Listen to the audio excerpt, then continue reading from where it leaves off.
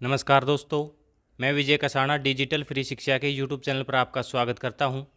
दोस्तों, आप सभी के सवालों को लेकर आज हम एचएसएससी ऑफिस आए हैं और आपके सभी के जो सवाल हैं वो चेयरमैन साहब से उनके जवाब लेंगे। तो सबसे पहले चेयरमैन साहब का हम स्वागत करते हैं डिजिटल फ्री शिक्षा चैनल पर। धन्यवाद। आपके सभी दर्शकों को मेरा नमस्कार।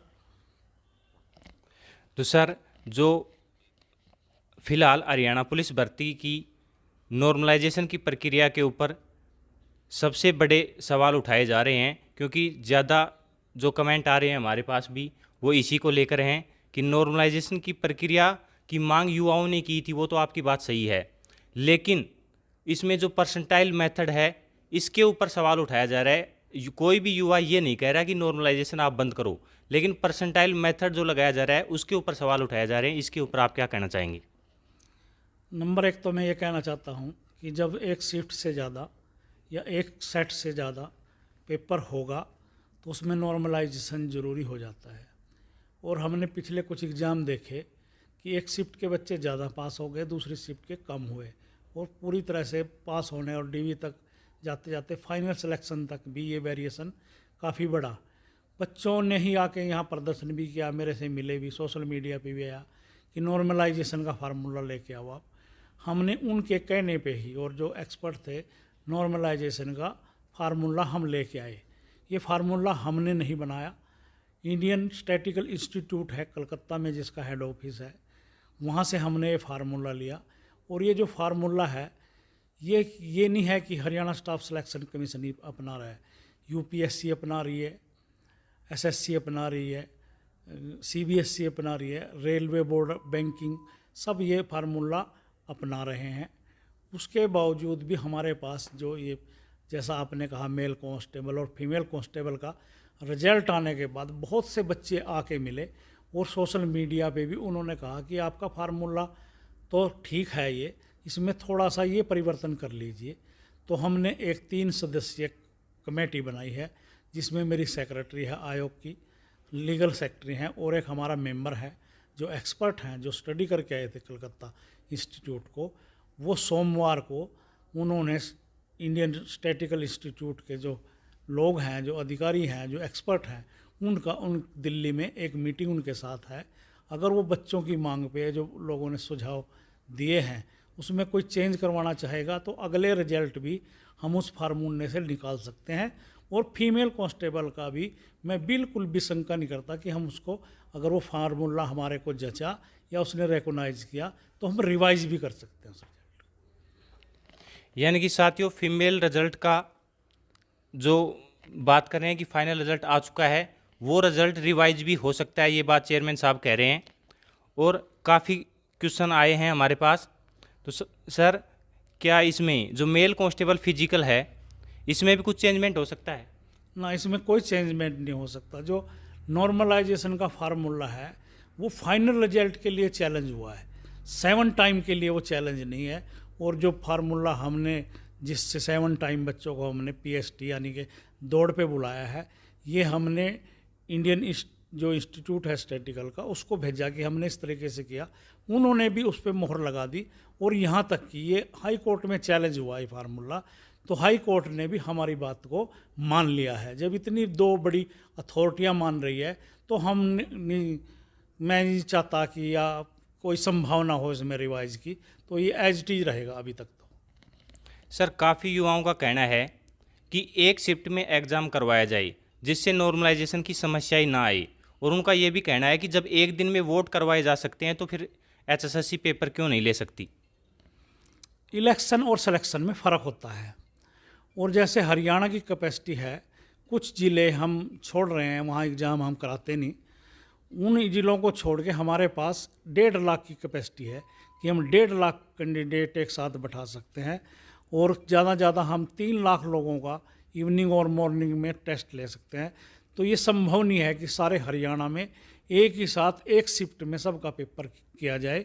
ये किसी भी उस संख्या में जो यहाँ पर 3 लाख से ज़्यादा कैंडिडेट है, वहाँ ये पॉसिबल ही नहीं है हमारे लिए। सर, एक सिलेबस का मुद्दा और उठा हुआ था पहले, जो अब नॉर्मलाइजेशन के कारण वो मुद्दा तो थोड़ा कम हो गया है, लेकिन फिर भी ये है कि सिलेबस फिक्स एचएसएससी क्यों नहीं करती, ये युवाओं की बहुत ही ज़्यादा मांग है। और आपसे युवा इसलिए भी मांग कर रहे हैं कि अब से पहले भी सर ऐसी मांग हुई हैं जो आपने मानी भी हैं, और युवाओं के प्रति आपका जो रुझान है, जो युवाओं की समस्या है, उनको आप सुनते भी हैं, इसीलिए युवा आपसे उम्मीद करते हैं। आपने अभी तक हमारे पिछले 5-10 कैटेगरियों के पेपर देखे होंगे, और ये पेपर होने के बाद अब ये कि सिलेबस निश्चित हो, स्टैंडर्ड हो पेपर का, ये मांग कहीं हद तक दब चुकी है। क्योंकि अब पेपर का एक स्टैंडर्ड है, एक सिलेबस है निश्चित सा, जो हम डिस्प्ले करते हैं एडवर्टाइजमेंट के टाइम पे। तो ये एक हम कर रहे हैं सुधार। अगर इसमें कुछ और सुधार की ज़रूरत है तो उसको अपनाएंगे खुला मन से। मैं कोई भी चीज़ ठीक है, अगर बेटर हो तो मैं उसको खुले चीज़ मन से अपनाता हूँ। इसमें अगर कहीं कमी है तो उसको ठीक करेंगे। एक सर, कई यूट्यूबर धरने पर या सोशल मीडिया पर आपको गालियां भी देते हैं, कुछ कैंडिडेट आपकी प्रशंसा भी करते हैं, तो इसके ऊपर आपकी क्या राय है? देखिए कसाना साहब, ऐसा है कि अभी मेल कांस्टेबल का हमने एग्ज़ाम देखा, उसमें 3,55,000 लोगों ने पेपर दिया। लगने कितने हैं? 5500 लोग। 3.5 लाख लोग तो मेरे को गालियां देंगे अपनी अयोग्यता, अपनी असफलता को छिपाने के लिए एचएसएससी को कोसेंगे और गालियां देंगे। पहले पहले मेरे को इस बात से गुस्सा आता था, पर मैंने सोचा कि मेरा पद ही ऐसा है कि मैं सबको संतुष्ट नहीं कर सकता। तो मैंने अब ये गुस्सा करना छोड़ दिया और कोई प्रतिक्रिया करनी छोड़ दी। मेरे एक गुरुजी हैं, मैंने उनसे सलाह ली, तो उन्होंने मेरे को एक शेर सुनाया जो मैंने जीवन में अपना लिया कि मैंने जीवन जीने का हुनर सीख लिया है। कुछ को मैंने माफ़ कर दिया, कुछ से मैंने माफ़ी मांग ली है। जी सर। सर, एक हरियाणा पुलिस भर्ती में सीटर गैंग एक्टिव होने की बात भी युवा कर रहे हैं कि सीटर बैठाए गए हैं, इसके बारे में आप क्या कहना चाहते हैं और क्या व्यवस्था कर रही है एचएसएससी जिससे सीटर एक भी नहीं बच पाई? देखिए ऐसा है, पहले नकल की घटना, आउटिंग की घटनाएं खूब होती थी। तो मैं अगर एक मेल कांस्टेबल का अपना पेपर छोड़ दूं, उसके बाद नकल और आउटिंग की घटना एक भी नहीं हुई। कसाना जी, आप हैरान होंगे कि मेरे जब से मैं चेयरमैन बना हूं, लगभग 95 कैटेगरियों के पेपर हो चुके हैं। अगर हम इनको दिनों में बांटें तो हर तीसरे दिन हरियाणा स्टाफ सिलेक्शन कमीशन का एग्ज़ाम हो रहा है। और मुझे ये कहते हुए खुशी है कि मेरे स्टाफ की वजह से, पुलिस की एक्टिव उसकी वजह से, विजिलेंट की वजह से तो इसमें कमी आई है। और अब ये दूसरा नया फार्मूला शुरू हो गया। मैं मानता हूँ सीटर की ये प्रॉब्लम आ रही है, इम्पर्सोनेशन की प्रॉब्लम आ रही है। बहुत सा गैंग पकड़ा भी गया है और पकड़ा भी जा रहा है। जो हमारी पीएसटी चल रही है पुलिस में, हर रोज़ 5-4 लोग इस तरह के पकड़े जाते हैं जो दूसरे की जगह दौड़ने के लिए भी आ रहे हैं। पेपर तो अलग बात है, दौड़ने के लिए भी दूसरा आ रहा है, पर ये सारा गैंग पकड़ा जाएगा। अभी तक 60-65 लोग पकड़े गए हैं, चेन बनती जा रही है और ये लोग जल्दी ही पुलिस की गिरफ्त में होंगे, क्योंकि ये क्रिमिनल लॉ है तो पुलिस को ज़्यादा कार्रवाई करनी होती है आयोग की बजाय, और वो कर रही है। सर, इस मामले पर मैं आपको बधाई भी देना चाहता हूं, क्योंकि जब एसआई भर्ती का फाइनल रिजल्ट आया था तब युवाओं ने मांग उठाई थी, सोशियो इकोनॉमिक क्राइटेरिया के कई कैंडिडेटों ने फर्जी नंबर लिए थे और उसके ऊपर आपने जो तुरंत एक्शन लिया उसके बारे में मैं आपको बधाई भी देना चाहता हूं, क्योंकि उसमें 50 युवा पकड़े भी गए हैं। तो सर, क्या जो 50 युवा पकड़े गए हैं एसआई में, उसके बाद एसआई की एक और लिस्ट जारी हो सकती है? बिल्कुल हो सकती है। जो ये 50 बच्चे पकड़े गए हैं, जिसमें 41 मेल और 9 फीमेल हैं, जिन्होंने फेक नंबर लिए हैं, झूठ कह के लिए हैं कि नॉन जॉब के या डिग्री के, पुलिस ने एक बार जांच कर दी है। और अभी चीफ सेक्रेटरी साहब ने एक डीसी की, सभी ज़िले के जो डीसीज हैं उनकी अध्यक्षता में एक कमेटी बनाई है। वो हमारे को रिपोर्ट देगी कि किसने फेक नंबर लिए हैं। अगर ये संख्या 50 से ज़्यादा भी जाती है तो जब उनको भी हम बाहर करेंगे और डी बार करेंगे कि वह एचएसएससी का 3 साल तक पेपर ही ना दे सकें, और उनके स्थान पर जो लोग वेटिंग में हैं या वेटिंग से भी अलग कम लो मेरिट के हैं तो उनकी सिलेक्शन करेंगे। सर, वैसे तो आपने पहले ही बता दिया कि नॉर्मलाइजेशन के ऊपर कमेटी गठित कर दी है, लेकिन काफ़ी युवा बता रहे हैं कि आप मांग नहीं करते सुधार की, क्योंकि जैसे ग्राम सचिव भर्ती है सर, उसमें परसेंटाइल मेथड आपने यूज़ करने की नोटिस डाल दिया, तो उसमें जिसके पास एक्स्ट्रा नंबर नहीं है, यानी कि जिसके घर में जॉब है, वो कैंडिडेट किसी भी हालत में नहीं लग सकता, क्योंकि वो सिर्फ 100 क्वेश्चन सही कर सकता है, इससे ज़्यादा नंबर नहीं ले सकता। और परसेंटाइल की जो कट ऑफ है वो 100 से ऊपर रह रही है।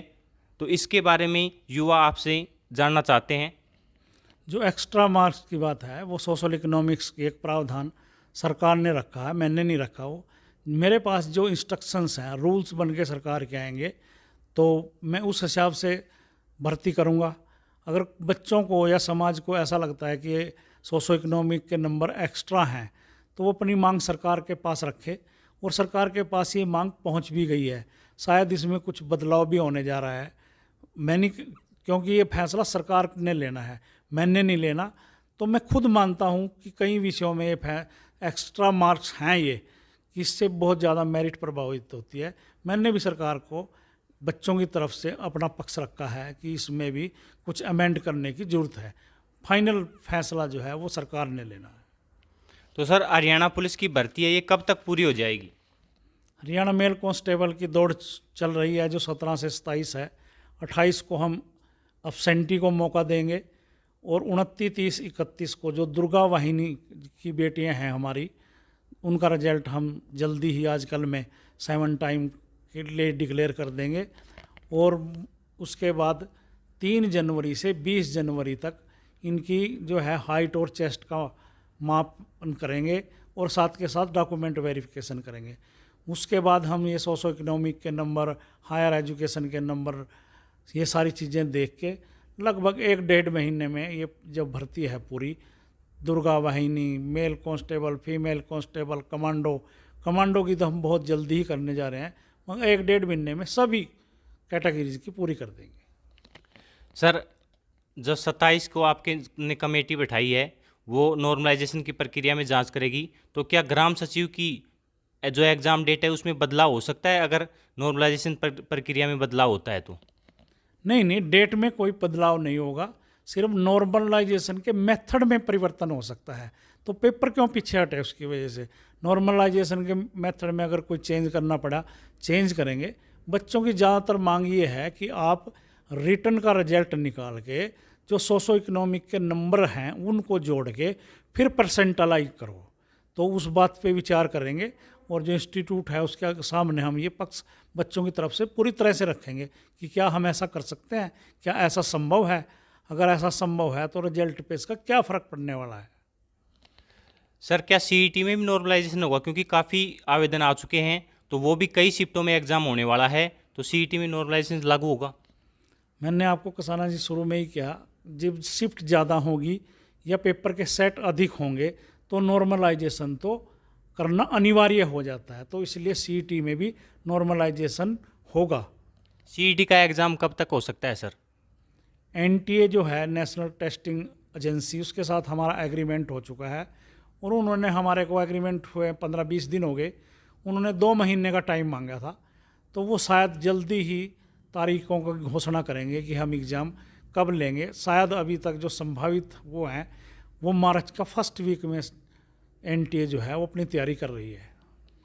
सर, स्टाफ नर्स, एमपीएसडब्ल्यू समेत आपने कई भर्तियों के लिए जो कैंडिडेट डीवी में सोशियो इकोनॉमिक क्राइटेरिया के नंबर हैं वो विड्रा करना चाहते हैं, तो उनको मौका दिया है। इनका फाइनल रिजल्ट सभी भर्तियों का लगभग 86 के लगभग ये पद हैं, तो इनको 86 के लगभग भर्तियाँ हैं, 86 के लगभग जो भर्तियाँ हैं, इनका फाइनल रिजल्ट कब तक जारी हो सकता है? स्टाफ नर्स, एमपीएसडब्ल्यू, ये जो staff nurse, MPHW, dental, hygienic, काफ़ी पोस्टें हैं, LT, assistant LT, revenue clerk, इस तरह की जो मैंने शुरू में आपको बताया 86 कैटेगरी का हमने पेपर लेके डीवी कर लिया है।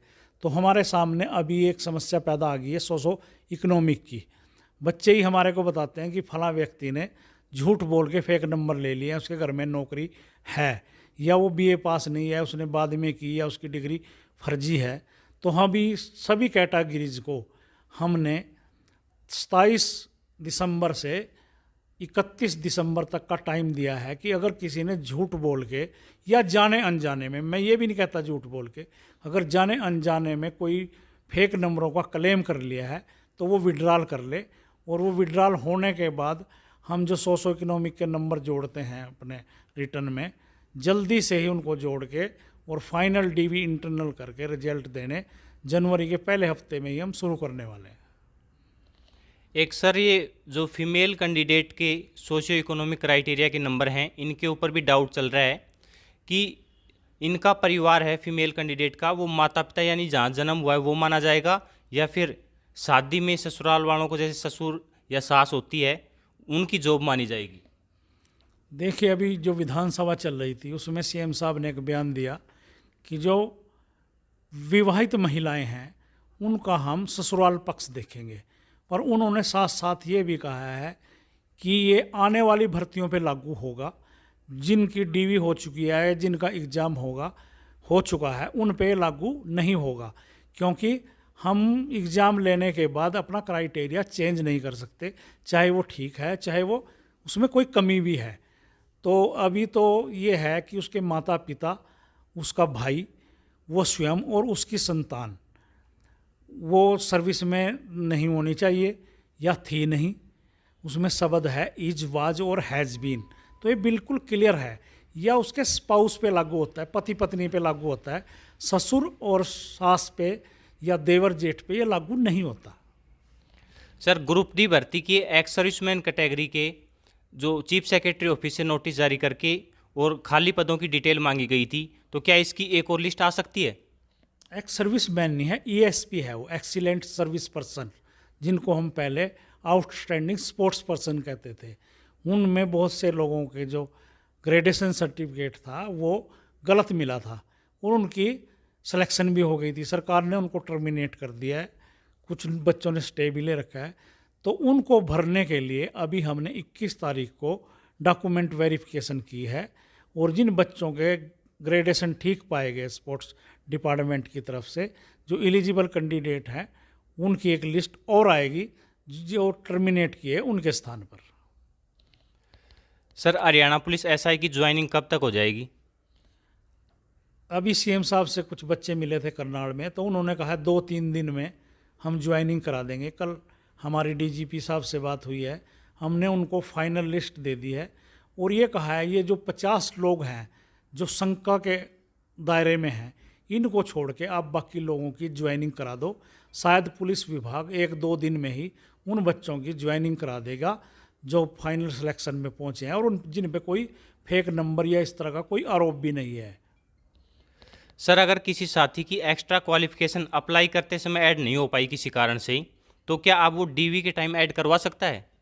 नहीं, ये पॉसिबल नहीं है, क्योंकि हम सारी चीज़ें वो देखते हैं जो उसने अपने एग्ज़ाम फार्म को भरते टाइम क्लेम किया था। तो इसका मतलब तो ये है उसने क्लेम ही नहीं किया उस डिग्री को, चाहे वो उससे पहले भी क्यों नहीं पास कर ली उसने।